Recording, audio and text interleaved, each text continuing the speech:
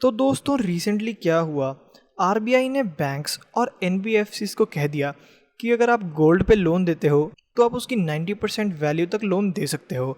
यानी कि अगर आपके पास गोल्ड है जिसकी वैल्यू अभी करंट मार्केट प्राइस के हिसाब से है 1 लाख, तो आपको 90,000 तक का लोन मिल जाएगा अब। ठीक है, जबकि पहले ये वैल्यू होती थी 75%। यानी कि अगर आपके पास 1 लाख का गोल्ड है तो आपको सिर्फ और सिर्फ 75,000 का लोन मिलेगा। तो देखो इसमें प्रॉब्लम क्या है। प्रॉब्लम ये है कि जो गोल्ड का प्राइस है ये अपने एकदम टॉप पे पड़ा है अभी। ठीक है, तो मानो अगर करेक्शन आ गई और किसी इंसान ने लोन लिया हो गोल्ड देकर और वो डिफ़ॉल्ट कर देता है पेमेंट पर, तब क्या होगा। जैसे कि अगर मैं आपको बताऊं कि हमेशा करेक्शन तो आनी होती ही है। आप गोल्ड में पहले भी देख सकते हैं, जब इसने रैली करी थी तब करेक्शन आई, फिर जब इसने रैली करी तब करेक्शन आई, और एक और बारी जब रैली करी तब भी करेक्शन आई।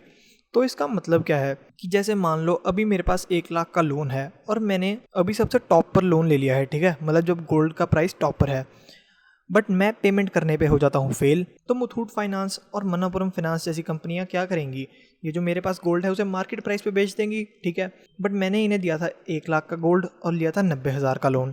ठीक है, बट अगर अब करेक्शन की वजह से गोल्ड का प्राइस 10-20% नीचे गिर जाता है, तो क्या मुथूट फाइनेंस 1 लाख रिकवर कर पाएगा अपना?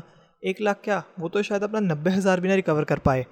ठीक है, तो जो यही डर है, इसी वजह से जिस दिन आरबीआई ने ये अनाउंसमेंट करी थी उस दिन भी मुथूट फाइनेंस का जो शेयर प्राइस था वो डाउन गया था, और मणप्पुरम फाइनेंस का भी। ठीक है, तो जो इन्वेस्टर्स हैं अब ये इसी चीज़ से डर रहे हैं कि गोल्ड का प्राइस क्रैश ना कर जाए, क्योंकि अगर ऐसा कोई क्रैश आया तो ये ऐसी मुथूट फाइनेंस और मणप्पुरम फाइनेंस जैसी कंपनियों के लिए एक बुरी बात होगी।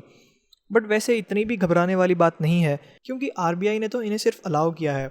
ऐसा ज़रूरी नहीं है कि मुथूट फाइनेंस भी 90% तक लोन दे देगा। ठीक है, क्योंकि मुथूट फाइनेंस को भी इस चीज़ के रिस्क के बारे में तो पता ही है। ठीक है, बट ऐसी जो बातें हैं ये शायद छोटे मोटे बैंक्स के लिए या छोटी मोटी एनबीएफसीज के लिए खतरनाक हों, क्योंकि फ़िलहाल एनबीएफसीज के पास है लिक्विडिटी क्राइसिस और उन्हें चाहिए है पैसे ही पैसे।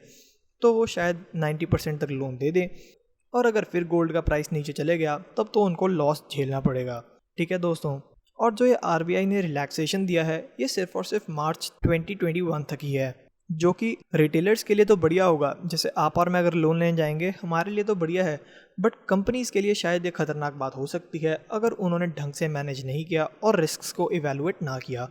तो अगर आपको ये वीडियो अच्छी लगे तो प्लीज़ इसे लाइक करना और मुझे सब्सक्राइब भी करना। Thank you.